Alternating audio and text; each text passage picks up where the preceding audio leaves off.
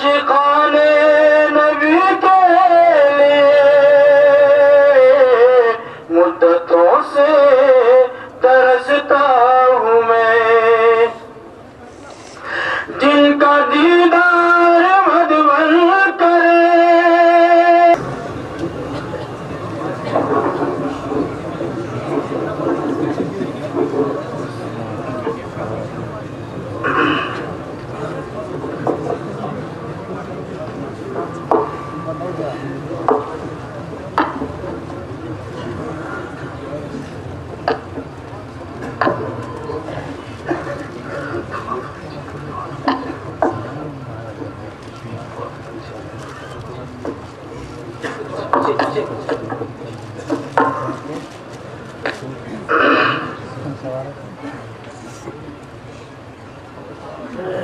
السلام علیکم ورحمۃ اللہ۔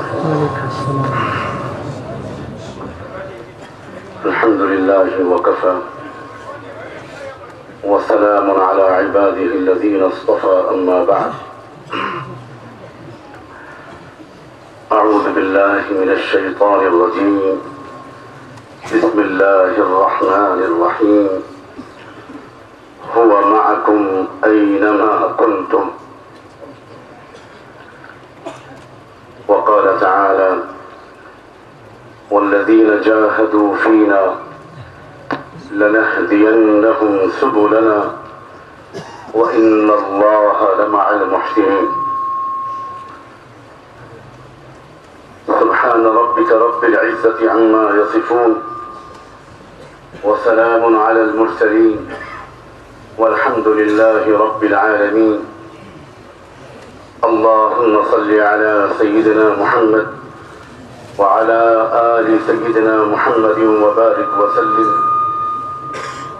اللهم صل على سيدنا محمد وعلى آل سيدنا محمد وبارك وسلم۔ اللهم صل على سيدنا محمد وعلى آل سيدنا محمد وبارك وسلم۔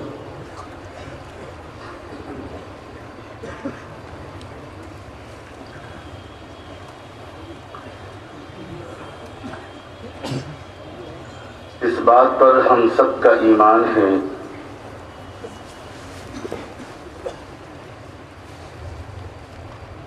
کہ ہم میں سے ہر ایک جہاں بھی ہو، اللہ ہر جگہ ہر وقت اس کے ساتھ ہے۔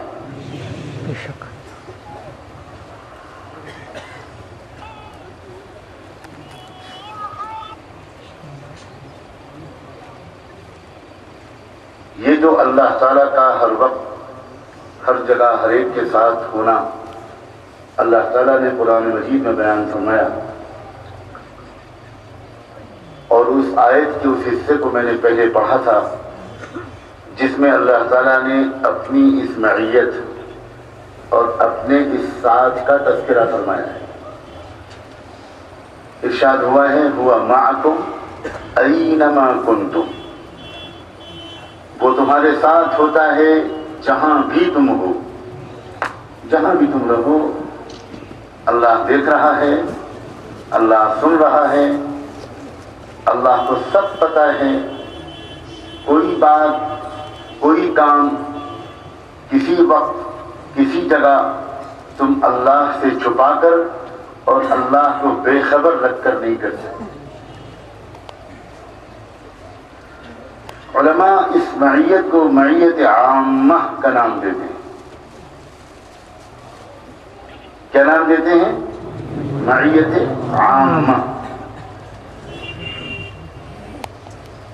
اس معیت اللہ کے اس ساتھ کا مطلب یہ ہوتا ہے کہ دنیا کا کوئی انسان، کوئی مرد، کوئی عورت اللہ سے چھپا کر کچھ بھی نہیں کر سکتا۔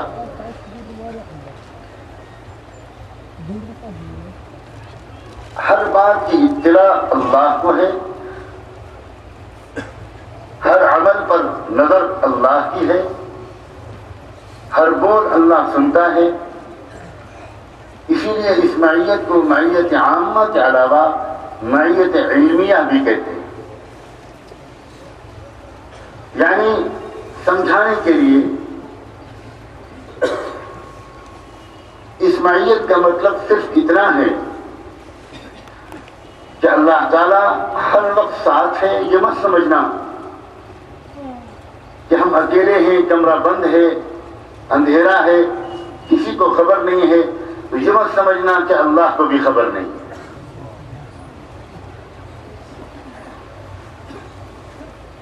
یہ والا جو ساتھ ہوتا ہے اللہ کا، یہ ساتھ نگرانی کی حد تک ہے، گواہی کی حد تک ہے، باخبری کی حد تک ہے۔ یعنی اس کا مطلب یہ ہے کہ تم اللہ سے چھپا کر کوئی کام نہیں کر سکتے، لیکن اس ساتھ کا یہ مطلب نہیں ہے، اور اس ساتھ میں یہ بات شامل نہیں ہے کہ وہ اگر ہمارے ساتھ ہے تو ہم میں سے ہر ایک کو ہر وقت وہ گناہوں سے اور برائیوں سے بچا بھی لے گا۔ اس کے لیے کسی اور قسم کے ساتھ کی ضرورت ہے، اس کے لیے کسی اور قسم کی معیت کی ضرورت ہے۔ پہلی والی معیت جو ہے، اللہ تعالیٰ ہم میں سے ہر ایک کے ساتھ ہے، اس کے لیے نیک ہونا شرط نہیں، اس کے لیے تو ایمان بھی شرط نہیں۔ اللہ ہر ایک کے ساتھ ہے، کوئی چاہے یا نہ چاہے، کوئی طلب کرے یا نہ کرے، کوئی تلاش کرے یا نہ کرے، کوئی اللہ کا یہ والا ساتھ مانگے یا نہ مانگے، بلکہ کوئی اس والے ساتھ سے ہزار بھاگنے کی کوشش کرے، ہزار چھپنے کی کوشش کرے، اللہ کسی قیمت پر، کسی بھی وقت میں، کسی بھی حال میں، کسی بھی زمانے میں، کسی بھی جگہ پر کسی ایک بندے اور بندی کا یہ والا ساتھ چھوڑنے کو تیار نہیں۔ لیکن ہمارا اور آپ کا کام صرف اس والی معیت سے نہیں چل پائے گا۔ بہت غور سے سننے کی کوشش کرے، ہمارا اور آپ کا کام اس والے عمومی ساتھ سے نہیں چل پائے گا۔ اس معیت عامہ جو ایمان والوں غیر ایمان والوں سب کو ملی ہوئی ہے، نیکی کی راہ پر چلنے کی کوشش کرنے والوں اور غفلت اور گناہوں کے راستے پر مستقل مزاجی کے ساتھ چلنے والوں سب کو یہ معیت ملی ہوئی ہے۔ ہمارا اور آپ کا کام اس والی معیت سے نہیں چلتا۔ ہمیں تو ایسا ساتھ چاہیے اللہ کا کہ جس وقت نفس ہم سے کوئی گناہ کرانا چاہے، شیطان ہم سے کوئی غلط کام کرانا چاہے، کوئی غلط بات ہماری زبان سے نکلوانا چاہے، اس وقت اللہ ہمارا ہاتھ پکڑ لے، ہمیں روک دے، ہمیں بچا لے۔ ہمیں ایسے ساتھ کی ضرورت ہے دوستو، اور جب تک ایسا ساتھ اللہ کا بندوں کو نصیب نہیں ہوتا، جب تک اس طرح کی معیت اللہ تعالیٰ کی بندوں اور بندیوں کو نصیب نہیں ہوتی، ہم میں سے کوئی بھی اللہ کے ایسے ساتھ کے بغیر رب کعبہ کی قسم گناہوں سے نہیں بچ سکتا۔ اللہ تعالیٰ ہمارے اور آپ کے ساتھ اس طور پر بھی ساتھ رہنے کو تیار ہے۔ آج کی اس مجلس میں میرے اللہ میری مدد کر دے کہ صحیح نیت کے ساتھ سادہ سے لفظوں میں صرف میں یہ بات اس مبارک اور طالب مجمع کے سامنے بیان کر سکوں کہ آخر ہم کیا کریں کہ اللہ ہمارا اس طرح ساتھ دینے لگے کہ جب ہم کو غصہ آئے، جب ہماری آنکھیں غلط دیکھنے لگیں، جب ہمارے کان غلط سننے لگیں، جب ہم کوئی بھی غلط کام کرنے لگیں، کوئی بھی نامناسب کام کرنے لگیں، اس کا خیال، اس کا جذبہ، اس کا ارادہ ہمارے دل میں آئے، اس سے پہلے کہ ہم وہ کام کر گزریں، اس سے پہلے اللہ ہم کو اس سے روک دے۔ سچی بات یہ ہے کہ دنیا میں سب سے زیادہ سخت ضرورت ہم کو اور آپ کو اگر کسی چیز کی ہے تو وہ اللہ کے ایسے ساتھ کی ہے۔ اور خوشی کی بات یہ ہے اور امید کی بات یہ ہے کہ اللہ تبارک و تعالیٰ اپنے ہر بندے کا ایسا ساتھ دینے کے لیے بھی بالکل تیار ہے۔ یہ والا ساتھ بن مانگے نہیں ملا کرتا۔ یہ والی جو معیت ہے جس کو معیت خاصہ کہتے ہیں، یہ والا جو ساتھ ہے اس کے لیے کچھ کوشش کرنی پڑتی ہے۔ میں نے دوسری آیت پڑھی تھی جس میں اللہ تعالیٰ نے ارشاد فرمایا وَالَّذِينَ جَاهَدُوا فِينَا لَنَهْدِيَنَّهُمْ سُبُلَنَا وَإِنَّ اللَّهَ لَمَعَ الْمُحْسِنِينَ۔ اس آیت میں اللہ تعالیٰ نے ایسا ساتھ حاصل کرنے کا راستہ بتایا ہے، اس کی تدبیر بتائی ہے، اس کا سبب بتایا ہے۔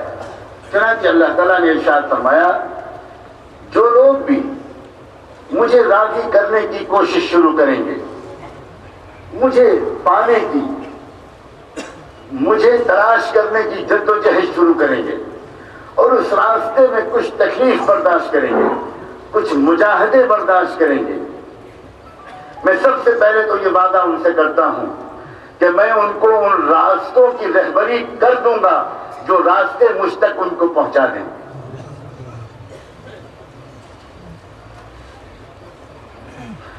ادھر انسان نے اللہ کی طرف قدم بڑھایا، ادھر انسان نے سچی توبہ کی اور اللہ تعالیٰ کو راضی کرنے کے لیے راستے پر پہلا قدم اٹھایا۔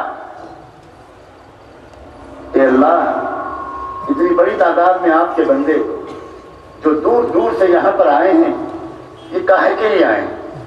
اے اللہ، یہ آپ کو تلاش کرنے کے لیے آئے ہیں، یہ آپ کو ڈھونڈنے اور راضی کرنے کے لیے آئے ہیں، یہ آپ کو پانے کے لیے آئے ہیں۔ تکلیفیں اٹھائی ہیں آپ کے ان بندوں نے، قیام میں بھی تکلیف، آنے جانے میں بھی تکلیف، نہ جانے کتنی تکلیفیں اٹھائی ہیں۔ اے اللہ، یہ جو یہ مجمع آپ کے بندوں کا، آپ کو تلاش کرنے والے بندوں کا دور دراز سے آیا ہے، جس میں سفید داڑھی والے بوڑھے بھی ہیں، نوجوان بھی ہیں، غریب بھی ہیں، امیر بھی ہیں، وہ بھی ہیں جو ایسے مجمعوں کے درمیان بیٹھنے کے عادی نہیں ہیں، اور نہ جانے کیسے کیسے لوگ ہیں، اور ان کی حفاظت پر مامور پولیس کا معاملہ بھی ہے۔ وہ سارے لوگ ہیں جو تکلیفیں اٹھا رہے ہیں، کھڑے ہوئے ہیں، راستے میں ٹریفک کو کنٹرول کر رہے ہیں۔ میرے اللہ، ان سب کو اس وقت والذین جاہدوا فینا کی فہرست میں شمار کر۔ اے اللہ، آپ تو اتنے مہربان ہیں کہ جب آپ کسی مجمع سے خوش ہوتے ہیں اور اس مجمع کی مغفرت کا اعلان کرتے ہیں اور فرشتہ کوئی بیچ سے کہتا ہے کہ اللہ، اس میں تو فلاں فلاں لوگ، وہ تو اس مجمع کے لیے نہیں آئے تھے، وہ بات سننے کے لیے نہیں آئے تھے، وہ مغفرت مانگنے کے لیے بھی نہیں آئے تھے، وہ تو کسی اور جذبے سے آئے تھے، وہ کسی اور ارادے سے آئے تھے، تو آپ اس کے جواب میں فرشتوں سے یہ کہتے ہیں ہم القوم لا یشقی بہم جلیسہم، یہ میرے بندے وہ ہیں کہ ان کے پاس بیٹھنے والے کو بھی میں محروم نہیں کروں۔ میں نہیں دیکھوں گا کہ وہ کس مقصد سے آیا تھا، میں نہیں دیکھوں گا کہ وہ کس ارادے سے آیا تھا۔ فرشتوں، تم بہت کچھ جانتے ہو میرے دیے ہوئے علم کو، لیکن تم نہیں جانتے کہ مجھے اپنی تلاش میں نکلنے والے بندے کتنے پسند ہیں۔ جب کوئی مرد اور کوئی عورت قدم اٹھاتا ہے، وضو کرتا ہے، کپڑے بدلتا ہے اور وہ نکلنا جاتا ہے کہیں، سواری پر بیٹھتا ہے، پیدل چلتا ہے، کوئی تکلیف اٹھاتا ہے، ایک قدم بھی اٹھاتا ہے، ایک بارش بھی اگر اللہ کی طرف آگے بڑھتا ہے، تو اللہ کا اعلان ہے بندہ میری طرف بارش پڑھے گا، میں اس کی طرف ایک ہاتھ بڑھوں گا۔ تم پیدل چل کے آؤ گے، اللہ کہتا ہے میں تمہاری طرف دوڑ کے آؤں گا۔ والذین جاہدوا فینا لنہدینہم سبلنا۔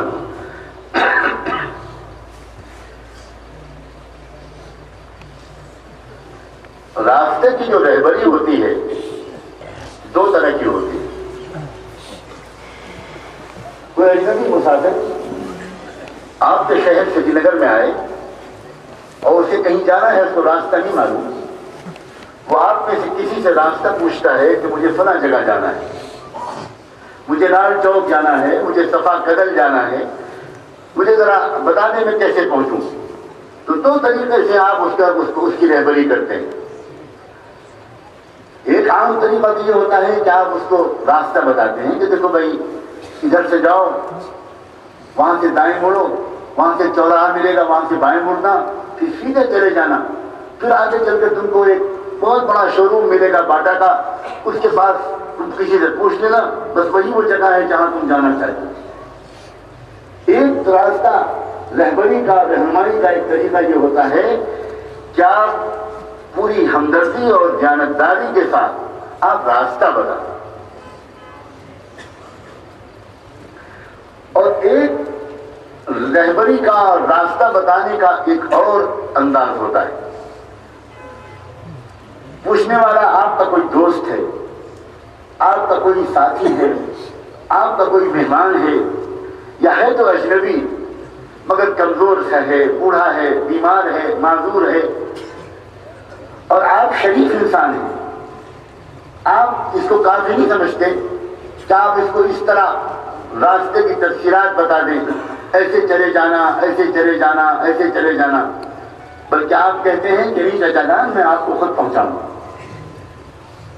آپ کی شرافت اور اس اجنبی مسافر کی کمزوری، یہ دونوں مل کر آپ کو اس پر آمادہ کرتی ہے. کیا آپ کہتے ہیں چچا جان آپ رکیے، میں اپنی اسکوٹر لے کر آتا ہوں، اپنی کار لے کر آتا ہوں، میں آپ کو خود پہنچاؤں گا. آپ بیٹھیے، ٹھنڈا پانی پیجیے، میں آپ کو پہنچاؤں گا. اور آپ لے جاتے ہیں اس کو اور اس کے منزل تک پہنچا کر دم لیتے ہیں. اللہ اللہ اللہ اپنے بعض بندوں کی صدق طلب، ان کی چاہت، ان کی مسلسل محنت، ان کی مسلسل کوشش، بار بار کی ان کی توبہ، ان کے پکے ارادے اور ان کے مستقل ارادے، ان کے مضبوط عزائم، اور ان بندوں کا یہ اصرار کہ اللہ ہم آپ کو پائے بغیر چین سے نہیں رہ سکتے، زندگی نہیں اچھی لگتی آپ کو پائے بغیر. جب اللہ اپنے کسی بندے کے اندر یہ طرف دیکھ لیتے ہیں، یہ طرف اور یہ جذبہ دیکھ لیتے ہیں، اور اس کے اوپر اس کو اپنوں کی طرح کا رحم آ جاتا ہے، تو اللہ دور سے خالی راستہ نہیں دکھاتے جنت کا اور کامیابی کا، بلکہ اللہ کہتے ہیں بندے آ جا، میری انگلی پکڑ لے، میں تیرا ہاتھ پکڑ کے تجھے اپنی ولایت تک اور جنت تک پہنچا کے دم لوں گا. وَإِنَّ اللَّهَ لَمَعَ الْمُحْسِنِينَ. اللہ تعالیٰ خود ساتھ دے دیتے ہیں، خود ساتھ ہو جاتے ہیں. اور یہ وہ معیت ہے جس کا میں نے شروع میں ذکر کیا تھا. جب اللہ کسی کے ساتھ ہو جاتے ہیں تو پھر کیا ہوتا ہے؟ اللہ اللہ. پھر ہزار کوشش کر لے شیطان، ایک گناہ بھی شیطان اس سے نہیں کروا پاتا.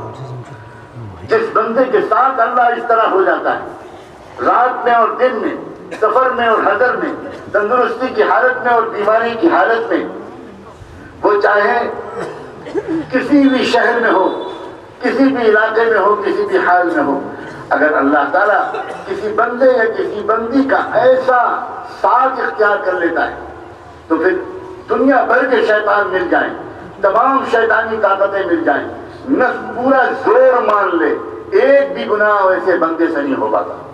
اللہ تعالیٰ نے خود شیطان کو صاف صاف چیلنج کر دیا ہے. ارشاد فرمایا ان عبادی لیس لک علیہم سلطان. جس وقت اللہ تعالیٰ نے شیطان کو اپنے حکم کے نہ ماننے اور بڑے بول بولنے کی سزا میں جنت سے نکالا تھا، اور اس مردود شیطان نے اللہ تعالیٰ کو بھی ایک چیلنج کر دیا تھا. پہلے تو اس نے اللہ سے یہ کہا کہ آپ مجھ کو قیامت تک کی مہلت دے دیجیے، جب آدم کی اولاد قیامت تک رہے گی تو پھر مجھ کو بھی قیامت تک کی زندگی دے دیجیے. اور پھر اس کے بعد اس نے اللہ سے کہا تھا کہ جس انسان کی وجہ سے مجھ کو جنت سے نکلنا پڑا اور یہ ذلت سہنی پڑی، میں اس کی اولاد کو جنت میں نہیں آنے دوں گا. میں دائیں طرف سے آؤں گا اور بائیں طرف سے آؤں گا، اور ہر ممکن جتن کر لوں گا کہ اس کی اولاد کو اس قابل نہ رہنے دوں، اس سے اتنے گناہ کروا دوں، اس کے دل کو سیاہ اور روح کو کالا کر دوں کہ پھر یہ جنت میں آنے کے لائق نہ رہ جائے. خود میں بھی جنت سے نکلا ہوں، اس کو بھی جنت میں نہیں آنے دوں گا. اس کے جواب میں اللہ تعالیٰ نے یہ جملہ ارشاد فرمایا تھا ان عبادی لیس لک علیہم سلطان. شیطان جو بندے میرے بن جائیں گے، اے اللہ ہم کو اپنا بنا لیجیے، جو بندے میرے بن جائیں گے۔ میں تجھے چیلنج کرتا ہوں، لیس لک علیہم سلطان، تیرا کوئی قابو میرے ایسے بندوں پر نہیں چل پائے گا۔ شیطان ہم سے جو گناہ کرانے میں کامیاب ہو رہا ہے، ہم سے جو نمازیں چھوڑوا رہا ہے، ہماری جو آنکھیں گندی کر رہا ہے، ہم کو جو بے حیا اور بے شرمی کے کام ہم سے کرا رہا ہے، اس کی صرف وجہ یہ ہے کہ ہم نے ابھی تک اللہ تعالیٰ کا وہ والا ساتھ حاصل کرنے کی کوشش نہیں کی۔ آج کی اس مجلس میں جی جان نکال کر رکھ دینی ہے اللہ کے سامنے، یہ مانگنا ہے کہ اللہ اب تک ہم سے غلطی ہوئی، ہمیں معاف فرما۔ ہم پتہ نہیں کس کس کو اپنا ساتھ لینے کی کوشش کرتے رہے، ہم پتہ نہیں کس کس کے ساتھ پر مطمئن بیٹھے رہے۔ فلاں منسٹر ہمارے ساتھ ہے، فلاں پارٹی ہمارے ساتھ ہے، فلاں آفیسر ہمارے ساتھ ہے، فلاں بیوروکریٹ ہمارے ساتھ ہے، فلاں تاجر ہمارے ساتھ ہے۔ اے اللہ ہم سے سب سے بڑی غلطی ہوئی کہ ہم نے آپ کو اپنے ساتھ لینے کی کوشش کی۔ دیر ہماری طرف سے ہی لوگوں، اللہ کی طرف سے بالکل نہیں۔ اللہ پر الزام مت لگانا، خبردار اللہ پر الزام مت لگانا۔ اللہ تو ہر وقت تیار ہے گنہگار سے گنہگار بندے کو، جس نے پچھلے 50 سال گناہوں میں گزارے ہوں، 1 منٹ میں اللہ اس کو معاف کر کے اس کا ساتھ دے دینے کو تیار ہے۔ ہم ہی ساتھ نہیں مان رہے ہیں، کوتاہی ہم سے ہو رہی ہے، غفلت ہم سے ہو رہی ہے۔ اور آج کی یہ مجلس تقریر و خطابت کی مجلس نہیں ہے لوگوں، یہ توبہ کی مجلس ہے۔ اللہ ہم کو آج توبہ کی توفیق عطا فرما۔ تقریر بہت سن لی ہم نے، بیان بہت سن لیے ہم نے، داد بہت دے دی ہم نے، بیان ٹیپ ریکارڈ میں ریکارڈ بھی بہت کر لیے ہم نے، تصویریں بھی بہت کھینچ لی ہم نے، لیکن اس سے کام نہیں چلا۔ اے اللہ آج نہ ہمیں تقریر سننی ہے، آج نہ ہمیں تقریر چاہیے، آج نہ ہمیں خطابت چاہیے، آج تو ہم کو توبہ چاہیے میرے اللہ۔ آج ہم کو سچی توبہ نصیب فرما۔ کب سے ترس رہے ہیں میرے اللہ توبہ کے لیے، کب سے تڑپ رہے ہیں توبہ کے لیے، کب سے وہ سچی توبہ جو زندگیوں کو بدل ڈالتی ہے، وہ دل کی کیفیت کو بدل دیتی ہے، جو غافل سے ذاکر بنا دیتی ہے، جو شکوے شکایت کرنے کے بجائے اللہ کا شاکر بندہ بنا دیتی ہے، شکر گزار بندہ بنا دیتی ہے۔ گناہوں سے بندے کو نفرت ہو جاتی ہے، گھن پیدا ہو جاتی ہے گناہوں سے، اور نیکیوں کا شوق پیدا ہو جاتا ہے۔ اے اللہ کب ملے گا وہ دین ہم کو؟ آج کی رات میں نہ ملا، اتنے اچھے لوگوں کے درمیان بیٹھ کر نہ ملا، اے اللہ پھر کب ملے گا؟ اب دیر مت کیجیے گا میرے اللہ، آج ہی ہماری مغفرت فرما دیجیے، اور آج ہی ہماری مکمل اصلاح کا فیصلہ فرما۔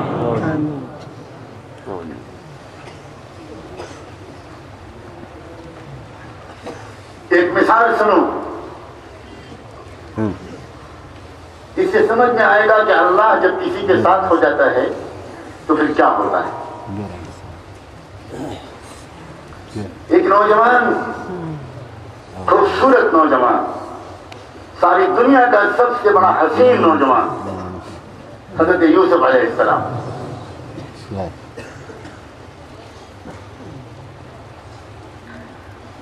سالہ سال تکلیفوں میں گزار کر ایسے سال گزارے کہ کسی لذت کا مزہ نہیں چکھا، بہت تکلیفوں میں زندگی کا کافی نوجوانی کا عرصہ گزرا۔ وہ بچپن جو کھیل کود میں گزرنا چاہیے تھا وہ کنویں میں گزرا، وہ دور جو نوجوانی کی تفریحات اور دلچسپیوں میں گزرنا چاہیے تھا وہ جیل میں گزرا۔ ایک معزز خاندان کا معزز نوجوان، 3 پشتوں سے پیغمبروں کی اولاد، روئے زمین پر اس سے زیادہ پاکیزہ خاندان کوئی نہ تھا نہ بعد میں ہوا۔ اس پاکیزہ خاندان کا وہ پاکیزہ نوجوان فرد ترسا ہوا ہے، آرام و راحت کے کوئی لمحے نہیں ملے، تکلیفیں سہی، بدنامیاں اٹھائیں، ذلتیں برداشت کی، بے گناہی کے باوجود جیل میں ٹھوسا گیا۔ اچانک اس کے سامنے ایک موقع ہے، ایک عجیب طرح کا موقع آتا ہے۔ جیل میں جانے سے پہلے ایک عجیب و غریب امتحان اس کا لیا جاتا ہے۔ سفر کر کے آیا ہے، غلاموں کی طرح بک کر آیا ہے، نہ جانے کتنی مدت تک کنویں میں پڑا رہا، کس طرح نکالا گیا، کون سے موسم کی تکلیفیں برداشت کی ہوں گی، اجنبی نظروں کو برداشت کیا. وہ شخص جو شہزادہ تھا، صاحبزادہ تھا، نبی زادہ تھا، وہ غلاموں کی منڈیوں میں غلامی کی طرف بیچا جا رہا ہے. کیا گزری ہوگی اس کے حساس دل پر. اچانک اس کے سامنے ایک عجیب و غریب موقع آتا ہے. جو گورنر کی بیوی ہے، جو فرسٹ لیڈی آف ایجپٹ ہے، انتہائی معزز خاتون اور ملکہ معظمہ، وہ اس نوجوان پر جس کو اس کا شوہر غلام کی حیثیت سے خرید کر لایا تھا، اس کے عاشق ہو جاتی ہے، اس کے حسن پر فریفتہ ہو جاتی ہے. اور پھر وہ بھرپور جتن کرتی ہے اور ہر ممکن کوشش کرتی ہے اس بات کا کہ ایک مرتبہ، صرف ایک مرتبہ یہ حسین نوجوان اس دیوانی کی دیوانگی کا وہ تسکین دے دے، اس کے ساتھ لیٹ جائے، سو جائے اور اس کے عاشقانہ نوجوانی کے جذبات کو ٹھنڈا کر دے. قرآن مجید جو باریک تفصیلات میں عام طور پر نہیں جایا کرتا، لیکن قرآن میں شاید اس امت کے نوجوانوں کو متوجہ کرنے کے لیے، شاید اس امت کو متوجہ کرنے کے لیے وہ منظر کھینچا ہے کہ اس اللہ کی بندی نے کیا کیا کیا، کتنی سجاوٹ کی، کتنا میک اپ کیا، کتنے زیب و زینت کے سامان کیے، کمرے کو کس طرح بند کیا اور اس نوجوان غلام کو کس طرح بلایا. وَغَلَّقَتِ الْأَبْوَابَ وَقَالَتْ حَيْتَ لَكَ. اور قرآن مجید نے اللہ اکبر صرف کمرے کے اندر ہونے والی نقل و حرکت خالی اس کو ریکارڈ نہیں کیا، بلکہ دل کی دھڑکنوں کو ریکارڈ کیا جو اندر کیفیت مچی ہوئی تھی. وَلَقَدْ هَمَّتْ بِهِ وَهَمَّ بِهَا لَوْلَا أَن رَأَىٰ بُرْهَانَ رَبِّهِ.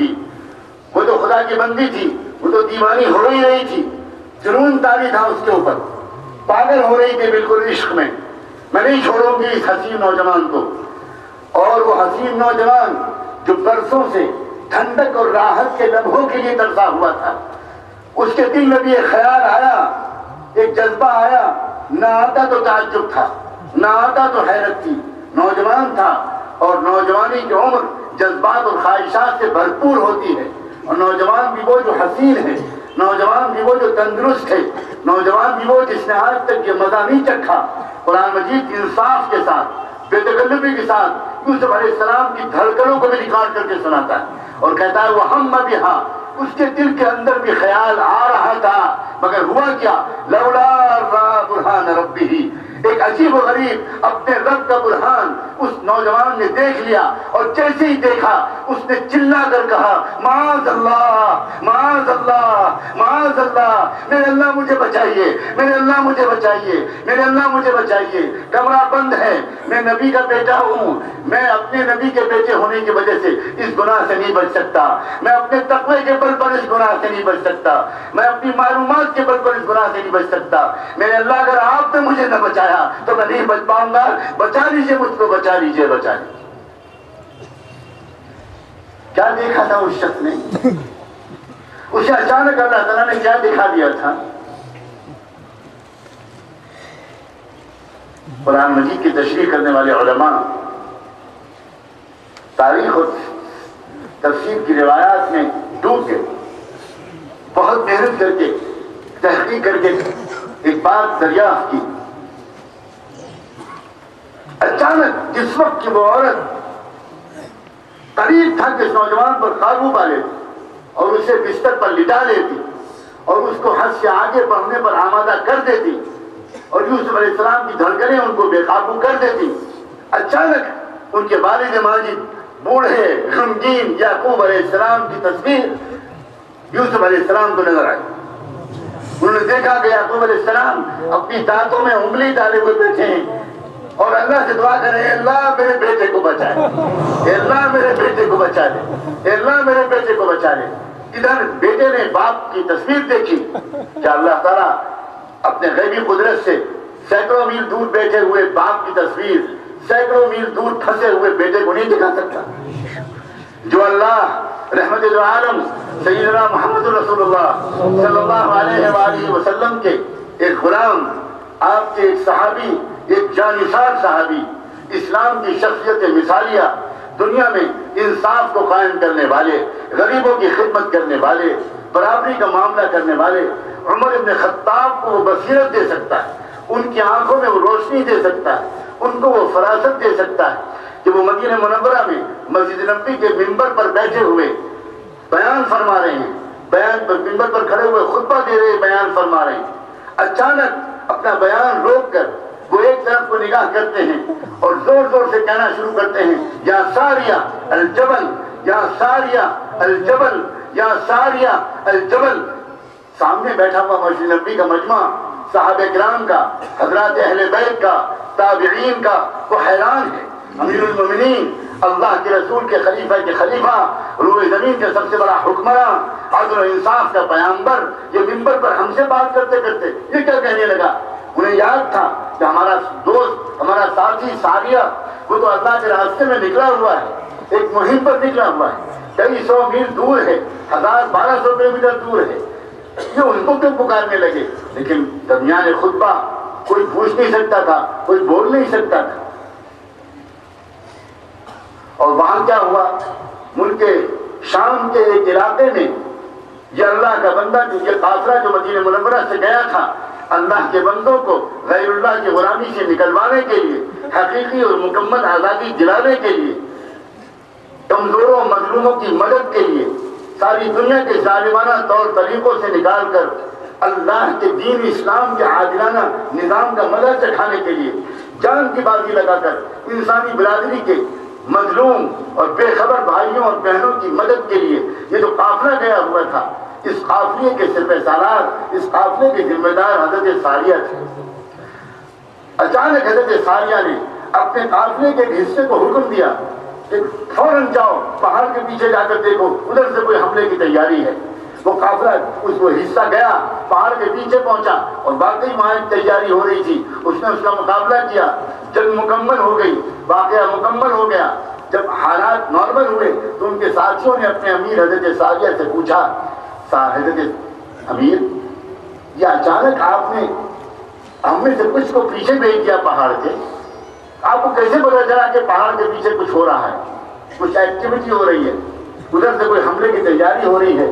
انہوں نے کہا میں تو تمہارے ساتھ تھا، تمہارے درمیان تھا، اچانک میرے کان میں امیر المومنین عمر بن خطاب کی آواز آئی اور اس آواز میں نے سنا کہ وہ مجھ سے کہہ رہے ہیں، یا ساریہ الجبل، یا ساریہ الجبل، یا ساریہ الجبل، ساریہ پہاڑ کے پیچھے دیکھو، ساریہ پہاڑ کے پیچھے کی فکر کرو۔ بس مجھے وہ آواز آئی، اتنا وقت نہیں تھا کہ میں تحقیق کرتا یہ آواز کہاں سے آئی، کیا ہوا، میں تم کو بھیج دیا، اب چل کے مدینے پوچھیں گے کہ معاملہ ماجرا کیا تھا۔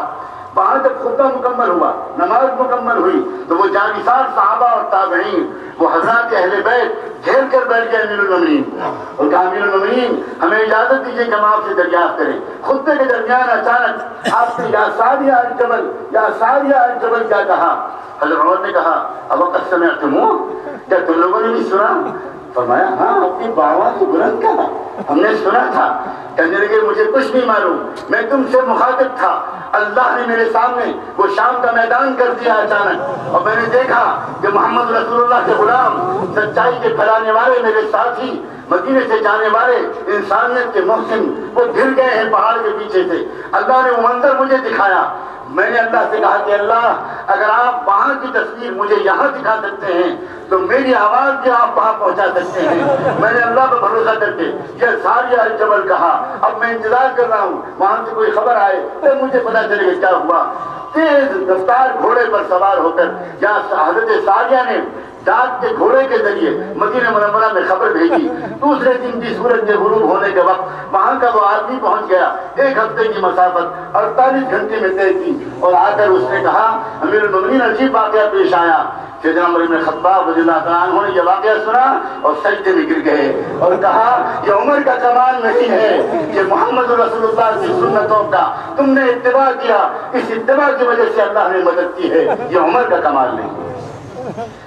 میں تو یہ بات کہنے جا رہا تھا، یہ بات کہہ رہا تھا کہ اگر اللہ تعالیٰ محمد رسول اللہ صلی اللہ علیہ وآلہ وسلم کے صحابہ کو، ان کے غلاموں میں سے کسی غلام کو دور کا منظر دکھا سکتا ہے، دور کی آواز سنا سکتا ہے، تو کیا حضرت یوسف ابن یعقوب ابن اسحاق ابن ابراہیم کو، اس پیغمبروں کے خاندان کے نوجوان کو اپنے باپ کو نہیں دکھا سکتا؟ اور کیا ان کے غمزدہ باپ کو اپنی مشکل میں پھنسا ہوا بیٹا نہیں دکھا سکتا؟ مگر کب مدد کی تھی یوسف علیہ السلام کی اللہ نے؟ اس لیے کہ ان کے صبر و تقوی کی وجہ سے اللہ ہر دم یوسف کے ساتھ تھے۔ یہ مثال ہے کہ جب اللہ تعالیٰ کی معیت خاصہ کسی کو حاصل ہو جاتی ہے، جب کوئی بندہ مسلسل دعا کر کے، مسلسل اپنے ارادے سے، گناہوں سے اپنے آپ کو روک کر اللہ کا نام کثرت سے لیتا ہے، کثرت سے ذکر کرتا ہے، اپنے آپ کو اپنے ارادے سے گناہوں سے روکنے کی کوشش کرتا ہے، بار بار معافی مانگتا ہے، اللہ کے نیک بندوں کے پاس اٹھتا بیٹھتا ہے، بھاگ کے اللہ کے نیک بندوں کے پاس جاتا ہے، ایک وقت آتا ہے کہ وہ اپنے ارادے سے عاجز ہو جاتا ہے اور کہتا ہے کہ میرے اللہ جتنا میں کر سکتا تھا میں کر رہا ہوں، اس کے آگے میں نہیں کر سکتا، اب باقی آپ مجھے سنبھالیے، اپنے بلبوتے پر 100% میں گناہوں سے نہیں بچ سکتا۔ جب بندہ تھکنے لگتا ہے تب اللہ کہتے ہیں میرے بندے جتنا تو کر سکتا تھا کر گزرا، اب جو میں کر سکتا ہوں وہ میں کر کے دکھاؤں۔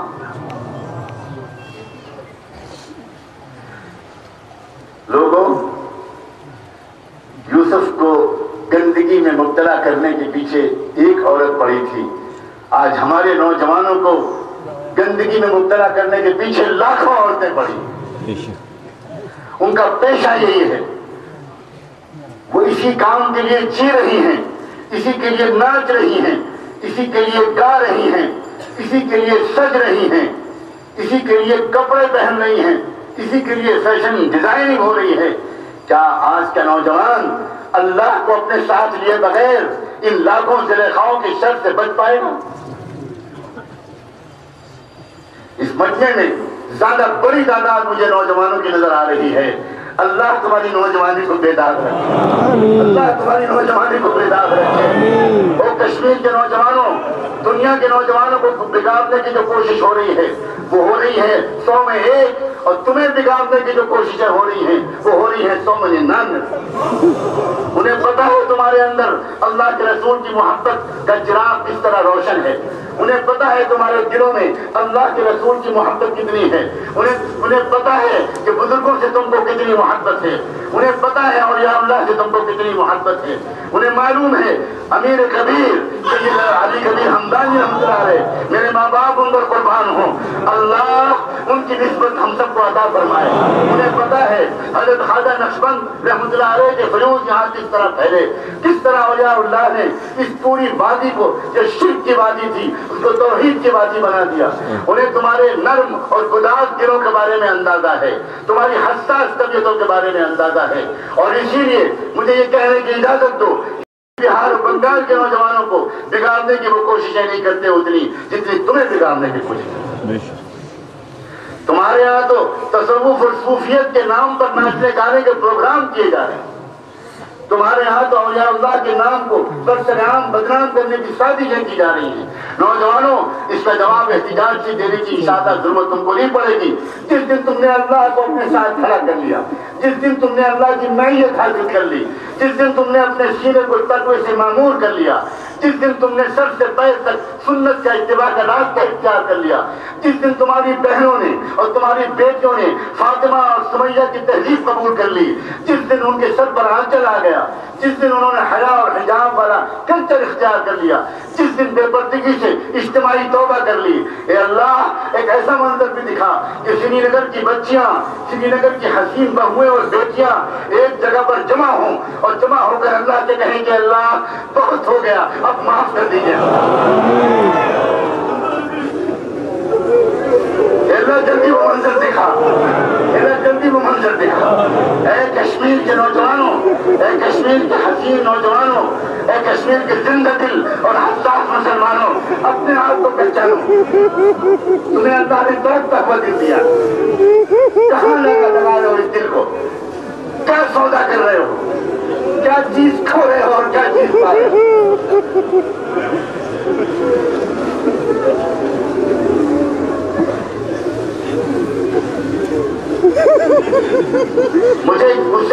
کشمیر کی برائی بیان کرتا ہے، اور جب جہاں پھیلی ہوئی برائیاں بیان ہوتی ہیں، میں قسم کھا کے کہتا ہوں کہ میرے کلیجے پر زخم ہوتا ہے۔ میں دنیا بھر میں جاتا ہوں، اللہ جانے مجھے کیوں اس زمین سے ایسی محبت، مجھے نہیں معلوم۔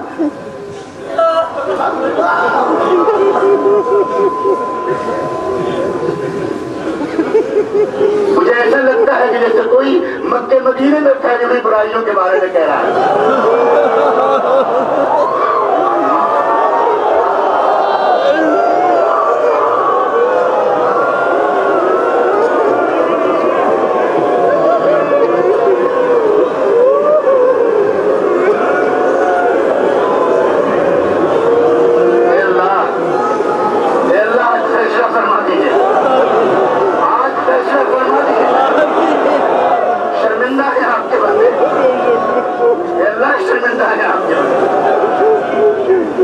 خبری میں مارے گئے میرے اللہ، رونے والے ہیں نوجوان یہاں، سازشوں کو نہیں سمجھتے، ان کے مزاج میں سیاست نہیں ہے، ان کے مزاج میں 420 اور مکاری نہیں ہے۔ میں گواہی دیتا ہوں، بولو میں گواہی سچ دے رہا ہوں، میں نہیں دے رہا، میں مبالغہ نہیں کر رہا آپ کی تعریف میں۔ تمام تعریف اللہ کی ہے جس نے آپ کو خوبصورت چہروں کے ساتھ خوبصورت دل بھی دیے ہیں۔ خدا کے بندو، ان دلوں کو سیاہ مت کرو، ان دلوں کو چمکا کے رکھو۔ اگر میرے پاس وقت ہو، کیا بتاؤں، پتہ نہیں میں اس وقت کس کیفیت میں ہوں، تم لوگ مجھ سے مسافہ کرنے کے لیے بے چین ہوتے ہو۔ یقین مانو، مسافہ تو چھوڑو، میں تم سے گلے ملنے کے لیے بے چین ہوں۔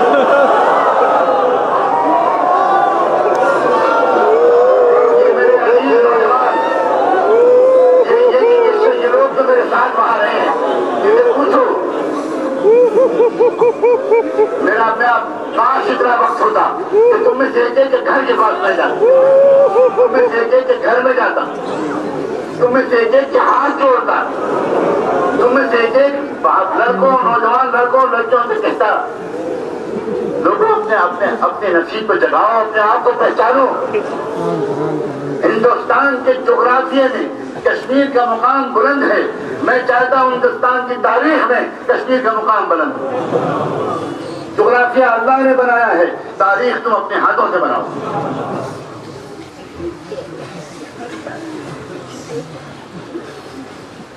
اللہ کا ساتھ اختیار کر لو، اللہ کا ساتھ اختیار کر لو، اللہ کو اپنے ساتھ کر لو۔ اور بتاؤں ترکیب آسان، اگر چاہتے ہو اللہ تمہارے ساتھ ہو جائے تو تم اللہ والوں کے ساتھ ہو جاؤ۔ بہت آسان ترکیب۔ ایک نوجوان نے ایک عارف ایک اللہ کے ولی سے پوچھا، حضرت کیسے ہم کو خبر ہو کہ اللہ کو ہم سے محبت ہے، ہمیں کیسے پتا چلے کہ اللہ کو ہم سے محبت ہے؟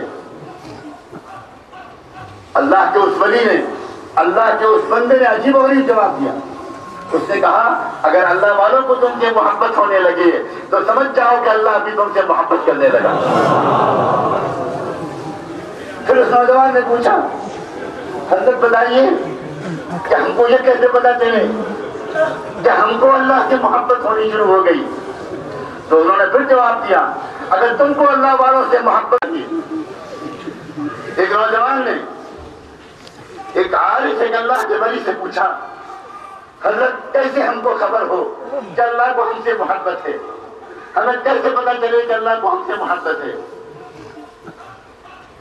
اللہ کے اس ولی نے، اللہ کے اس بندے نے عجیب و غریب جواب دیا۔ اس نے کہا، اگر اللہ والوں کو تم سے محبت ہونے لگے تو سمجھ جاؤ کہ اللہ بھی تم سے محبت کرنے لگا۔ پھر اس نوجوان نے پوچھا، حضرت بتائیے کہ ہم کو یہ کیسے پتا چلے کہ ہم کو اللہ سے محبت ہونی شروع ہو گئی؟ تو انہوں نے پھر جواب دیا، اگر تم کو اللہ والوں سے محبت ہونے لگے تو سمجھو کہ تم کو اللہ سے محبت ہونے لگی۔ ذرا سا ارادے سے کام لو، ذرا سا ہمت سے کام لو، اپنے دامن کو گندگیوں سے بچاؤ، اپنے دامن کو گندگیوں سے بچاؤ۔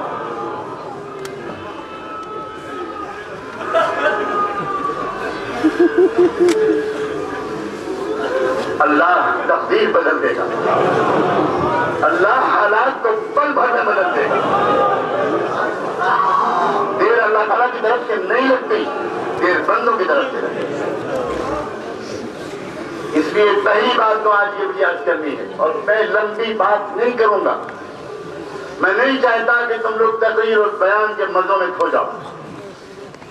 اصل مسئلہ ہے دل کی تبدیلی کا، اصل مسئلہ ہے دل کی تبدیلی کا۔ اگر 10 منٹ کی گفتگو میں دل بدل جائے تو وہ زیادہ بہتر ہے، اور 2 گھنٹے کی تقریر میں دل نہ بدلے، نہ بولنے والے کا نہ سننے والوں کا، تو کوئی حاصل نہیں۔ ہم یہاں تقریر کرنے اور تقریر سننے کے لیے بالکل نہیں آئے، ہم اور آپ اپنے دل کو بدلوانے کے لیے آئے۔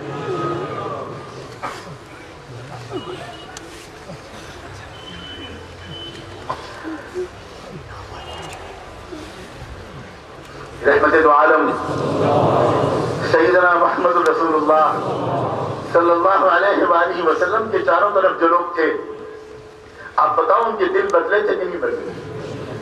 اللہ اکبر۔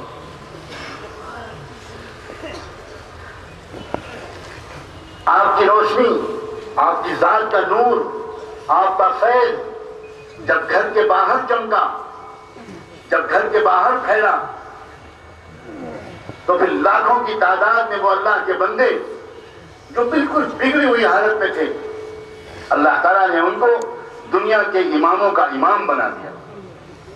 وہ صحابہ کرام کہلائے، وہ صحابیات کہلائے، اور جب اللہ کے محبوب رحمت دو عالم سیدنا محمد رسول اللہ صلی اللہ علیہ وآلہ وسلم کی ذات کا نور گھر کے اندر چمکا اور آپ کا فیض گھر کے اندر پھیلا، تو پھر گھر کے اندر جو روشنی پھیلی، آپ کی بیویوں کی زندگی میں جو رونق آئی، ان کے قلب کے اندر جو نور آیا، آپ کی بیٹیوں اور آپ کے نواسوں کے اندر جو چمک پیدا ہوئی، اور جس طرح وہ ساری دنیا میں ہدایت کے امام بنے، میں صاف عرض کرنا چاہتا ہوں، وہ ایمان والا نہیں ہو سکتا، وہ ہرگز آدمی ایمان والا نہیں ہو سکتا جس کے دل میں حضرات صحابہ کرام اور حضرات اہل بیت دونوں کی بے پناہ محبت تھا۔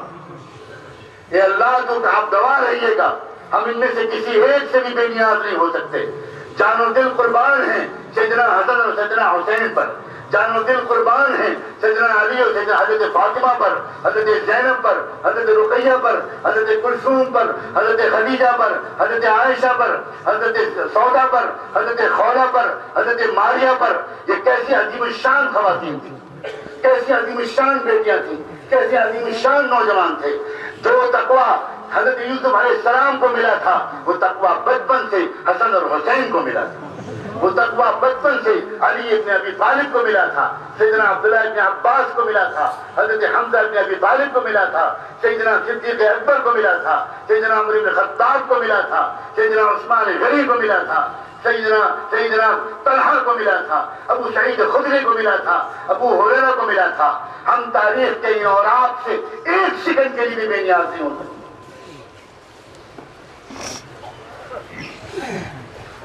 ہماری بڑی محبت کے ساتھ، بہت محبت کے ساتھ یہ پیغام ہے۔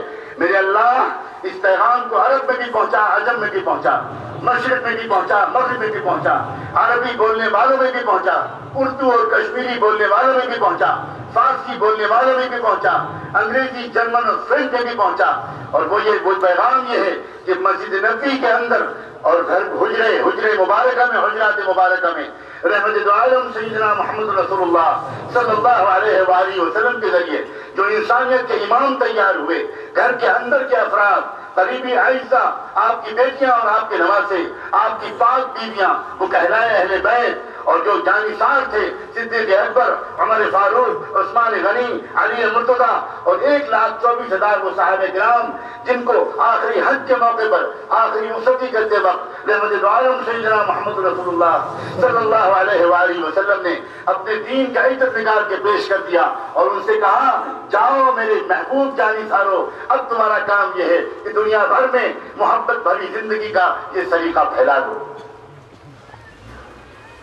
میری گزارش نہایت درمندی کے ساتھ، نہایت محبت کے ساتھ، نہایت احترام کے ساتھ، جذبات کے احترام کے ساتھ تمام لوگوں سے یہ ہے السرنو پورے مسئلے پر غور کریں۔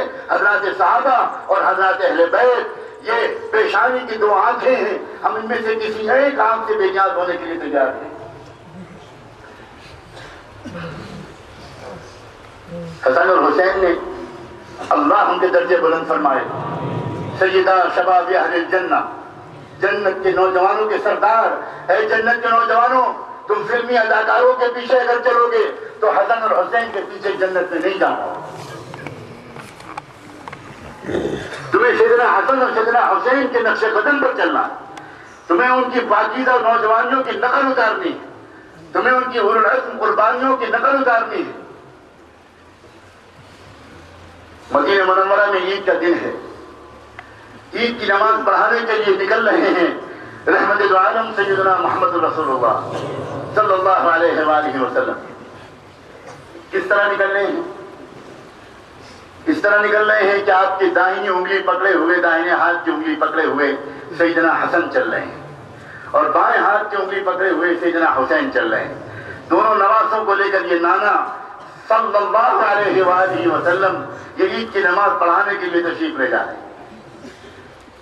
راستے میں ایک جگہ پر کچھ بچے کھیل رہے تھے، عید کا دن ہے، خوشیاں منا رہے ہیں بچے، اچھے اچھے کپڑے پہنے ہوئے کھیل رہے ہیں۔ وہیں پر ایک بچہ کنارے اداس بیٹھا ہوا ہے، اس کے چہرے پر خوشی نہیں ہے، اس کے بدن پر صاف ستھرے نئے کپڑے نہیں ہیں۔ ہو نہیں سکتا کہ غم کا مارا کوئی بڑا یا چھوٹا راستے میں ملے اور رحمت دو عالم صلی اللہ علیہ وآلہ وسلم اس کا غم بانٹے بغیر آگے گزر جائیں، یہ ساری زندگی میں کبھی ممکن نہیں تھا۔ چنانچہ آپ رک گئے، اس بچے کے پاس پہنچے، اس بچے سے پوچھا، بیٹے تم کیوں نہیں کھیل رہے ہو؟ تمہارے دوست تمہارے ساتھی تو سب ہنس رہے ہیں، کھیل رہے ہیں، تم کیوں نہیں کھیل رہے ہو؟ بچے نے اپنے آنسوؤں کو چھپانے کی کوشش کرتے ہوئے کہا کہ اللہ کے رسول، میں یتیم بچہ ہوں، میرے باپ کا انتقال ہو چکا ہے، میری ماں نے باپ کے انتقال کے تھوڑی دن کے بعد دوسری شادی کر لی، کون میرے لیے کپڑے بناتا، کون میرے لیے مجھے نہلاتا دھلاتا، میرے کپڑے بدلتا، آج مجھے اپنا مرحوم باپ یاد آ رہا ہے۔ جھک گئے اللہ کے رسول صلی اللہ علیہ وآلہ وسلم، اور اس بچے سے کان نے کہا، بیٹے ایک بات بتاؤ، تم مجھے اپنا باپ بنانے پر راضی ہو، میرے بیٹے بن جاؤ گے؟ بچہ حیران رہ گیا، اس نے دیکھا اللہ کے رسول کو، کہا آپ سچ کہہ رہے ہیں اللہ کے رسول، آپ مجھے اپنا بیٹا بنا لیں گے؟ مسکراتے ہوئے میرے آقا محمد رسول اللہ نے فرمایا، بیٹے محمد کبھی جھوٹ نہیں بولا کرتا، بیٹے محمد کبھی جھوٹ نہیں بولا کرتا، میں تجھے اپنا بیٹا بنا دوں گا، تو راضی ہے؟ لپٹ گیا اللہ کے رسول کی ٹانگوں سے وہ یتیم بچہ اور کہنے لگا، بنا لیجئے مجھ کو اپنا بیٹا، بنا لیجئے مجھ کو اپنا بیٹا۔ اللہ کے رسول صلی اللہ علیہ وآلہ وسلم واپس پلٹے اور پھر اس یتیم بچے کو لے کر اپنے گھر میں گئے، اپنے گھر کی مستورات میں سے کسی سے کہا، اس بچے کو نہلاؤ دھلاؤ، اور حسن اور حسین میں سے جس کے کپڑے اس کے بدن پر آ جائیں اس کے کپڑے پہناؤ، میں انتظار کروں گا، میں اس بچے کو لے کر ہی عیدگاہ جاؤں گا نماز پڑھانے۔ تھوڑی دیر کے بعد منظر کیا دیکھتا ہے، آسمان جھوم اٹھا ہوگا عرش الہی بھی اپنے محبوب کے ان اخلاق کریمانہ پر۔ جب آپ نکلے باہر تو اس طرح نکلے کہ سیدنا حسن اور سیدنا حسین یہ دونوں تو آپ کی انگلی پکڑے ہوئے تھے، لیکن وہ یتیم اور غمگین بچہ آپ کے کندھوں پر سوار تھا، اور ساری دنیا یہ دیکھ کر حیران تھی۔ اب جب وہ بچہ اپنے ان دوستوں کے پاس سے گزرا، جب آپ گزرے اس کے پاس سے تھوڑی دیر پہلے وہ بچے ہنس رہے تھے کہ رو رہا تھا، اب اس بچے نے ہنستے ہوئے کہا، میرے دوستو دیکھو، دنیا میں آج تک کسی بیٹے کو ایسا باپ ملا ہے جیسا مجھ کو ملا ہے۔ یہ ہے اخلاق محمد رسول اللہ، یہ ہے اخلاق اہل بیت کے۔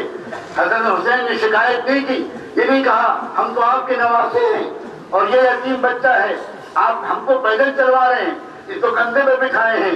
سلام ہو حسن پر، سلام ہو حسین پر، سلام ہو ان کے والد ماجد علی ابن ابی طالب پر، سلام ہو ان کے عظیم الشان ماں حضرت فاطمہ زہرا پر، سلام ہو ان کے نانا صلی اللہ علیہ وآلہ وسلم پر۔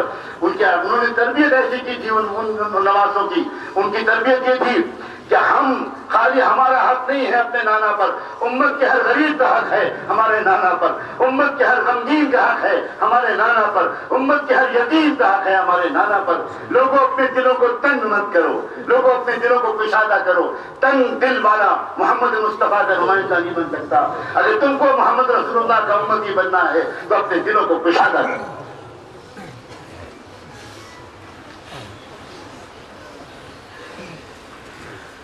ایک دوپہر کا وقت ہے مدینہ منورہ،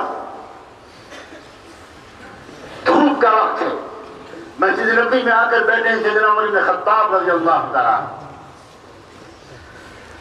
اس وقت میں آ کر بیٹھے ہیں جس وقت میں عام طور پر صحابہ کرام کا مسجد میں آ کر بیٹھنے کا معمول نہیں تھا، اس لیے کہ صحابہ جانتے تھے کہ ہم اگر مسجد میں آئیں گے تو اللہ کے رسول اپنا آرام چھوڑ کے فوراً باہر آ جائیں گے۔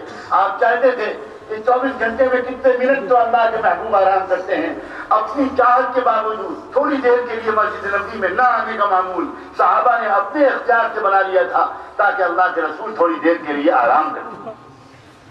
لیکن اس دن عمر بن خطاب دوپہر میں آئے، مسجد کے دائنی طرف، آج بھی مسجد نبوی میں جب اذان دیتا ہے مؤذن اور جب حی علی الصلاۃ کہتا ہے تو دائنی طرف باب الرحمہ کے اوپر لکھا ہوا ہے ہذہ خوخۃ سیدنا ابی بکر الصدیق رضی اللہ تعالیٰ عنہ۔ چھوٹے چھوٹے حجرے کچھ صحابہ کرام کے تھے، اللہ کے رسول نے حکم دیا تھا اس موقع پر کہ باقی سارے صحابہ کرام کے حجروں کو ذرا مسجد سے دور کر دو، میرے یار غار ثانی اثنین صدیق اکبر اس کے حجرے کو مت توڑنا، اس کو یہیں پر رہنے دو۔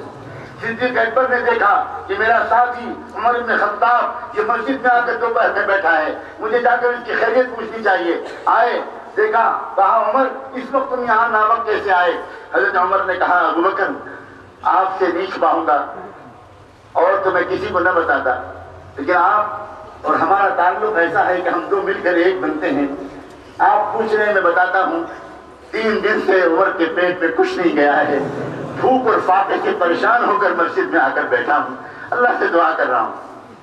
صدیق اکبر نے سیدنا عمر کے کندھے پر ہاتھ رکھا اور کہا عمر اس حجرے میں جو آقا معلم رہبر محبوب کونین آرام فرما رہے ہیں ان کو بھیجنے والے رب کی قسم کھا کے کہتا ہوں عمر جس بھوک سے بے چین ہو کر تم نکلے ہو اسی بھوک سے بیتاب ہو کر میں آیا ہوں۔ اب یہ دونوں اپنی بھوک سے بیتاب ہو کر بیٹھے رہے، اللہ جانے کیسے آہٹ ہو گئی، اللہ نے کیسے دل میں ڈالا۔ رحمت دو عالم سیدنا محمد رسول اللہ صلی اللہ علیہ وآلہ وسلم باہر آئے، ناوقت ان دونوں کو بیٹھے ہوئے دیکھا، پوچھا تم لوگ اس وقت کیسے آئے؟ ہمت کر کے صدیق اکبر نے جھکی ہوئی آنکھوں کے ساتھ کہا اے اللہ کے رسول شکوے شکایت کے لہجے میں نہیں کہتا، گرے شکوے کے اعتبار سے نہیں کہتا، اللہ کہیں اس کو اپنی شکایت میں شمار نہ کر لے۔ آپ نے دریافت فرمایا ہے تو بتاتے ہیں ہم دونوں 3 دن سے فاقے سے ہیں، اپنی بھوک سے بیدار ہو کر یہاں آ کر بیٹھ گئے ہیں۔ کیا لمحہ تھا وہ انسانی تاریخ کا، کیا لمحہ تھا وہ انسانی تاریخ کا۔ رحمت دو عالم سیدنا محمد رسول اللہ صلی اللہ علیہ وآلہ وسلم نے اپنا ایک ہاتھ صدیق اکبر کے کندھے پر رکھا، دوسرا ہاتھ سیدنا عمر بن خطاب کے کندھے پر رکھا اور کہا والذی بعثنی بالحق ما اخرجنی الا ما اخرجکما، اس ذات کی قسم جس نے مجھ کو حق کے ساتھ بھیجا ہے، جس بھوک سے بیتاب ہو کر تم دونوں نکلے ہو میں بھی اسی بھوک سے بیتاب ہو کر آیا ہوں۔ جس دین کو آج ہم ڈرائنگ روموں میں بیٹھ کر دسترخوانوں میں بیٹھ کر ٹی وی کے سامنے توڑ رہے ہیں، جن سنتوں کا مذاق اڑا رہے ہیں، وہ دین ان تکلیفوں سے ہم تک پہنچا تھا۔ رحمت دو عالم سیدنا محمد رسول اللہ صلی اللہ علیہ وآلہ وسلم اپنی بھوک کو شاید چھپا لے جاتے لیکن اپنے جانثار صحابہ کی بھوک کو آپ برداشت نہ کرتے۔ آپ نے اپنا کچھ فرض سمجھا اور آپ ان دونوں کو لے کر نکلے کس کے پاس؟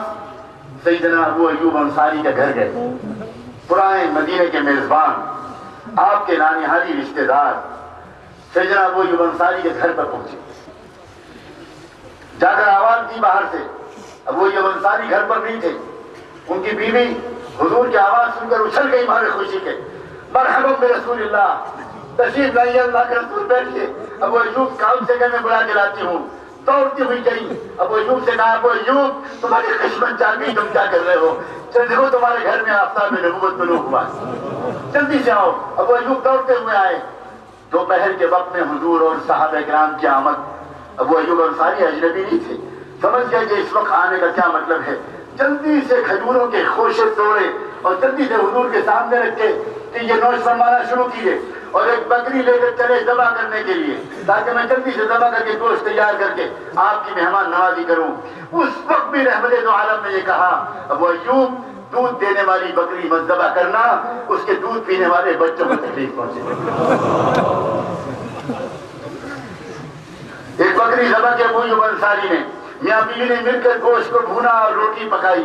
جب روٹی تیار ہوئی اور گوشت کچھ تیار ہوا تو جلدی سے ان تینوں معزز مہمانوں کے سامنے پیش کیا۔ اے لوگو کلیجے پر ہاتھ رکھ کر سننا اگلی بات۔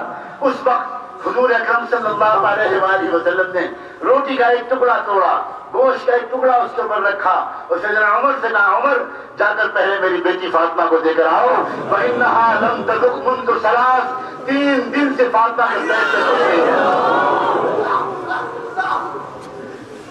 آج توبہ کی مجلس بنا دیجئے میرے اللہ، آج ہم اس مجلس کو توبہ کی مجلس بنا دیجئے۔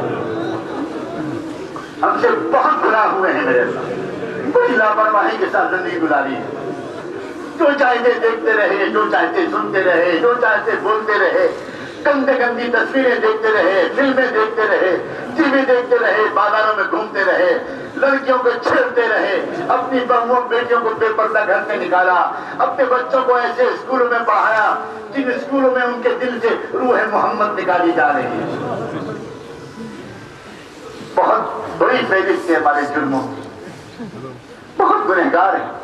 اے اللہ نیک لوگوں کا مجمع کہیں اور ہوگا، آپ ایک خانہ کعبہ کے ذکر طواف کر رہا ہوگا، روزے اثر کی جاریوں کے سامنے کھڑا ادب بھرا نظامت بھرا سلام پیش کر رہا ہوگا۔ اے اللہ سری نگر کی وادی میں، اے اللہ اس میدان میں تو اے اللہ وادی کے خطاکار اور گنہگار جمع ہوئے۔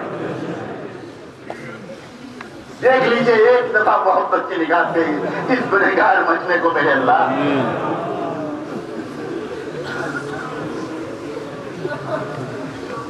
آج پکا ارادہ کر لو، آج اللہ کو حاضر ناظر جان کر، اللہ کو گواہ بنا کر عہد کرو، اے اللہ ہم آپ کے فرما بردار بندے نہیں، ہم تقوی اختیار کریں گے، ہم پاکیزہ زندگی اختیار کریں گے، ہم اپنی بچیوں اور بیٹیوں کو پورا پردہ کروائیں گے، وہ پردہ جو اللہ کے رسول کی بیویاں کرتی تھی، وہ پردہ جو اللہ کے رسول کی بیٹیاں کرتی تھی، وہ پردہ جو صحابہ کرام کی عورتیں کرتی تھی، وہ پردہ جو اہل بیت کی خواتین کرتی تھی۔ یا نساء النبی لستن کاحد من النساء، اللہ تعالیٰ نے اپنے محبوب کے گھر کی عورتوں کو خطاب کرتے ہوئے کہا تھا اے نبی کی عورتوں تم عام عورتوں کی طرح نہیں ہو۔ اے اللہ گستاخی میری معاف کر دیجیے گا، میں ایمان والوں اور خصوصاً اس وادی کشمیر کے ایمان والوں سے کہتا ہوں، اے وادی کشمیر کے ایمان والوں، اور کاش کہ میری یہ بات تمہاری عورتوں تک بھی پہنچے، تم عام مردوں اور عورتوں کی طرح نہیں ہو۔ تم آج طے کرو دنیا بگڑے یا نہ بگڑے، تم آج طے کرو کہ ہم سنت اور شریعت پر چلے۔ تمام عزت محمد رسول اللہ کی سنت ہے اور تمام ذلت اللہ کے رسول کے دشمنوں کی اس فیشن کے چل پر عمل کرنے میں۔ لوگوں اس بات سے ڈرو کہ کہیں اللہ تعالیٰ یہ فیصلہ نہ کر دے کہ یہ پرانے مسلمانوں کی اولادیں بگڑ گئیں، ان سے کام نہیں چلے گا، ان کو نکال کے باہر پھینکو، جگہ خالی کرو اور کافروں کی اولادوں کو ایمان والا بناؤ۔ اے اللہ ساری دنیا کو ایمان والا دے دیجیے گا، ایمان والا بنا دیجیے، مگر ہمیں محروم کر کے نہ بنا۔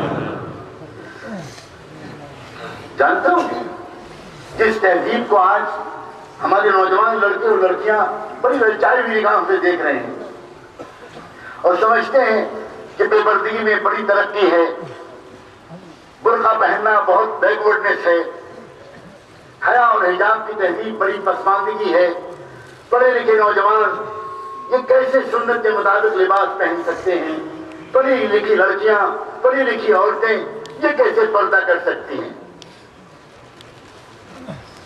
یہ صرف ایمان کی کمزوری ہے، یہ صرف عقل کا بگاڑ اور فساد ہے۔ شیطان تو ہمیں بگاڑنے کی کوشش کرے گا ہی۔ شیطان سے کیا شکایت کی جائے؟ کیا ہم شیطان کی شکایت کر کے اپنا کچھ فائدہ کریں؟ شیطان تو ہم میں سے ہر ایک کا دشمن ہے ہی۔ وہ تو چاہتا ہے کہ ہمیں اور آپ کو اللہ کی یاد سے دور کرے۔ اللہ تعالیٰ نے خود قرآن میں فرمایا انما یرید الشیطان ان یوقع بینکم العداوۃ والبغضاء ویصدکم عن ذکر اللہ وعن الصلاۃ۔ شیطان تو چاہتا ہے کہ تم کو آپس میں لڑائے، تمہارے درمیان آپس میں دشمنیاں پیدا کرے۔ شیطان چاہتا ہے کہ تم کو اللہ تعالیٰ کے ذکر سے دور کرے۔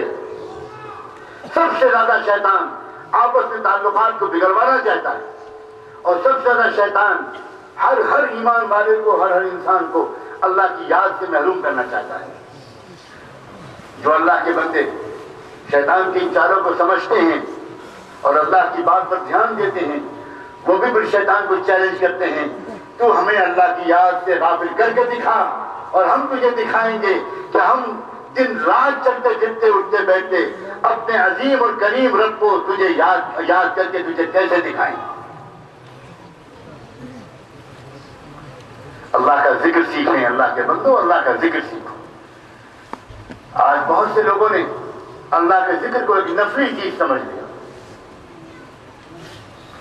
اللہ کی یاد کے بارے میں تصور آ گیا کہ ہاں جو اللہ کا ذکر کرتا ہے اچھا کرتا ہے، نہیں کرتا تو کوئی حرج نہیں۔ میرے بھائیوں، یہ بڑی زبردست غلط فہمی ہے۔ اللہ تعالیٰ نے کسی عمل پر اتنا زور نہیں دیا جتنا ذکر پر دیا۔ ہر عمل کی روح ہے ذکر، ہر عمل کی جان ہے ذکر۔ نماز سے لے کر جہاد تک کوئی عمل اللہ کا مقبول نہیں اگر وہ اللہ کی یاد سے خالی ہو۔ مقصود ہی اللہ کا ذکر ہے، اللہ کی یاد ہے، اور یاد کا تعلق دل سے ہوتا ہے۔ دل میں اللہ تعالیٰ کی یاد تب جمے گی جب ہم اللہ تعالیٰ کی کثرت سے یاد کرنے والوں کے پاس اٹھے بیٹھیں گے، اور جب ہم اللہ تعالیٰ کو یاد کریں گے تو اللہ ہمارا ساتھ ہو جائے گا، اور جب اللہ ہمارے ساتھ ہو جائے گا تو ہمارے لیے گناہوں سے بچنا آسان ہو جائے گا۔ دو راستے ہیں، دونوں راستے لازم ملزوم ہیں۔ اللہ کا ساتھ چاہتے ہو تو اللہ والوں کے ساتھ ہو جاؤ۔ اللہ والوں کے ساتھ بیٹھو گے تو اپنے آپ تم کو اللہ تعالیٰ کی یاد نصیب ہوگی۔ اللہ کے ذکر کا شوق خود بخود تمہارے دل میں پیدا ہوگا، تم سیکھو گے۔ تم جب قرآن مجید کی آیت پڑھو گے الذین یذکرون اللہ قیاما وقعودا وعلی جنوبہم، کہ میرے وہ بندے جو مجھ کو پسند ہیں، جو سمجھدار لوگ ہیں، وہ ہیں جو مجھ کو یاد کرتے ہیں کھڑے بیٹھے لیٹے ہر حال میں۔ تم پوچھو گے کیسے اللہ کی یاد اس طرح ہو سکتی ہے کہ ہر وقت ہم اللہ کو یاد کریں؟ لیکن جب تم سیکھنے لگو گے، اور جب تم سیکھنے لگو گے اور واقعی تمہارا قلب ہر وقت اللہ اللہ کرتا رہے گا تو تم خود خیرت کرو گے، افسوس کرو گے زندگی کے ان سالوں پر، ہائے میں نے زندگی کے کتنے سال برباد کر دیے، کاش کہ میں نے ان سالوں میں بھی اللہ کو اس طرح یاد کیا ہو۔ رحمت دو عالم سیدنا محمد رسول اللہ صلی اللہ علیہ وآلہ وسلم جب استنجا کر کے آتے تھے، بیت الخلاء سے آتے تھے، کوئی بڑے بڑے ٹوائلٹ تو ہوتے نہیں تھے، وہ تو جانا پڑتا تھا کسی جنگل میں، آڑ میں کہیں۔ اور صحابہ کرام اللہ اکبر کس طرح خدمت کرتے تھے اللہ کے رسول۔ آدھی رات کے بعد سے کچھ صحابہ کرام نے اپنے ذمے خدمت لی تھی۔ جہاں پر بھی اللہ کے رسول ٹھہرے ہوتے تھے، وہ چاہے مدینہ منورہ میں ہوں یا سفر میں کہیں پر ہوں، اس جگہ سے جس جگہ پر جا کر وہاں پر اپنی فطری ضرورت سے، استنجے کی ضرورت سے فارغ ہونا مناسب ہوتا تھا، آدھی رات کے وقت سے صحابہ کرام اس پورے راستے کو صاف کیا کرتے تھے کہ کہیں راستے میں کوئی سانپ بچھو نہ ہو، کوئی کانٹا ہمارے آقا کے قدموں میں نہ چبھ جائے، کوئی تکلیف نہ ہو جائے۔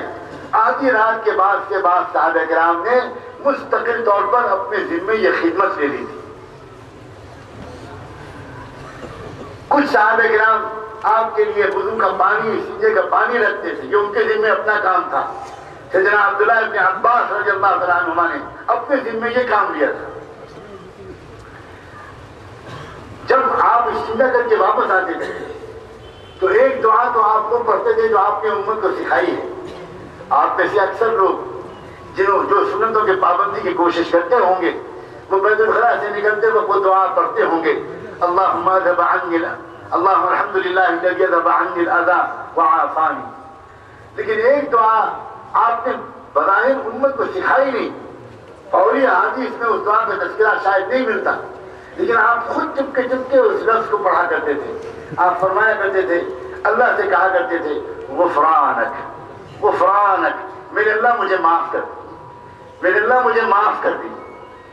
حیران رہ جاتے ہیں لوگ کہ آخر اللہ کے رسول صلی اللہ علیہ وآلہ وسلم طہارت حاصل کر کے آتے تھے, ایک پسندیدہ اللہ کا پسندیدہ کام کر کے آتے تھے, آخر معافی کس بات کی مانگتے تھے؟ اللہ جزائے خیر دے صحابہ کرام کو, علماء کو, کہ وہ اللہ کے رسول صلی اللہ علیہ وسلم کے مزاج سے آشنا تھے. انہوں نے ایک راز فاش کیا. انہوں نے کہا کہ قصہ یہ تھا کہ اللہ کے رسول صلی اللہ علیہ وآلہ وسلم اللہ تعالیٰ سے یہ کہنے کی کوشش کرتے تھے کہ میرے اللہ, جتنی دیر تک میں استنجے کے عمل میں مصروف رہا, میں نے کوشش تو بہت کی کہ اتنی دیر کے لیے میرا دل آپ کا نام لینے سے رک جائے. وہ وقت آپ کے نام لینے کا نہیں تھا, مگر میں کیا کروں میرے اللہ, میرا دل ایسا عادی ہو گیا ہے آپ کے نام لینے کا کہ میرا قابو نہیں رہا. میری کوشش کے باوجود چند لمحوں کے لیے میرا دل آپ کا نام لینے سے رک نہیں سکا. اے اللہ, مجھ سے بے ادبی ہو گئی, مجھے معاف فرما دو. لوگوں, اللہ کے محبوب ذکر کر کے اللہ سے معافی مانگتے تھے اور ہم ساری زندگی غافل رہ کر اللہ سے معافی نہیں مانگتے. اس لیے آج کی اس محفل میں ہم اللہ کی جتنی باتیں آپ سے کریں, اے اللہ اپنے اس عاجز و گنہگار بندے کو اس پوری مجمع اور اس پوری ریاست اور وادی کی طرف سے اور پوری امت کی طرف سے ایک حقیر ترین نمائندے بن کر, اے اللہ اس سے زیادہ اپنے سے دعا کی توفیق. آمین. آج کی برکت دعا مانگنی. بس میں اپنے بیان کو یہیں پر مکمل کرتا ہوں. بیان مختصر کرنا چاہتا تھا, پہلے سے ارادہ کر کے آیا اور یہ چیز چاہتا تھا کہ آج جی کھول کر اللہ تعالیٰ کے سامنے توبہ کرنی. مجھے اس بات کا پورا احساس ہے کہ آپ سب میں سب سے برا میں ہوں. میں اللہ تعالیٰ کے سامنے آپ کی طرف سے بات کرنے کی نمائندگی کرنے کا اہل نہیں ہوں, مگر مجھے اس کی اجازت دیجیے کہ میں آپ سب کی طرف سے دعا میں ہاتھ اٹھاؤں اور آپ دعا میں آمین کہیں. اور مجھے اللہ کرے ہمیشہ یہ بات یاد رہے کہ میری حیثیت اس پھٹے پرانے کپڑے پہنے ہوئے بھکاری کی ہے کہ جب کئی سائل اور فقیر مل کر اللہ کے دروازے, کسی سخی کے دروازے پر جاتے ہیں تو وہ کیا کرتے ہیں, وہ ایسے فقیر کو اور ایسے بھکاری کو آگے بڑھا دیتے ہیں جس کا پیٹ پچکا ہوا ہو, جس کے کپڑے پھٹے پرانے ہوں, جو سورج سے قابل رحم نظر آ رہا ہو, تاکہ وہ سخی جب دروازہ کھولے تو اس کی پہلی نگاہ ایک ایسے بھکاری پر پڑے تاکہ اس کے نتیجے میں اس کے اوپر زیادہ رحم کا جذبہ آ جائے اور وہ ان بھکاریوں کی جماعت کو کچھ نہ کچھ دے دے. آج اللہ تعالیٰ سے یہ عاجز یہ کہے گا کہ انہیں چھوڑیں, ایک برے کو آپ کے سامنے بٹھا دیا ہے, اس لیے بٹھایا ہے کہ آپ اس کے حال پر رحم کریں. آپ اس کے پورے حال کو دیکھیں گے تو آپ پر رحم آئے گا. لوگوں, آج اللہ تعالیٰ سے فیصلے کو اتروا لو, آج اللہ تعالیٰ سے اس کا ساتھ مانگ لو, آج اللہ تعالیٰ سے یہ مانگ لو کہ اللہ ہم توبہ کرتے ہیں, آج کے بعد ہم اس طرح غفلت میں زندگی نہیں گزاریں گے. ہم آپ کے راستے میں نکلیں گے, جماعتوں میں نکلیں گے, علماء کے پاس جائیں گے, بزرگوں کے پاس جائیں گے, ذکر کی مجلسوں میں آئیں گے, اچھی کتابیں پڑھیں گے, برے محفلوں سے دور رہیں گے, بری صحبتوں سے دور رہیں گے اور اپنے پورے گھر اور کنبے کو محبت کے ساتھ جلد از جلد تقوی کے رنگ میں لگیں گے.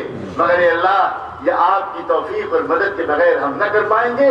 اس لیے اللہ آپ کے سامنے ٹوٹے ہوئے دل کے ساتھ ہاتھ پھیلا کر بیٹھتے ہیں.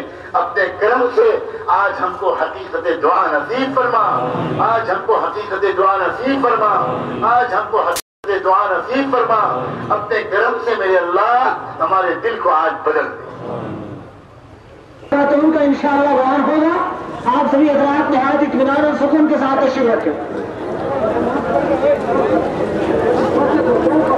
آپ حضرات تشریف رکھیں. آپ حضرات جانتے ہیں کہ حضرت مولانا مفتی مظفر حسین صاحب دامت برکاتہ مجلس تحفظ ختم نبوت کے صدر بھی ہیں، ناظم ہیں، اور ہم سبوں کے جانے پہچانے ہیں، علمی شخصیت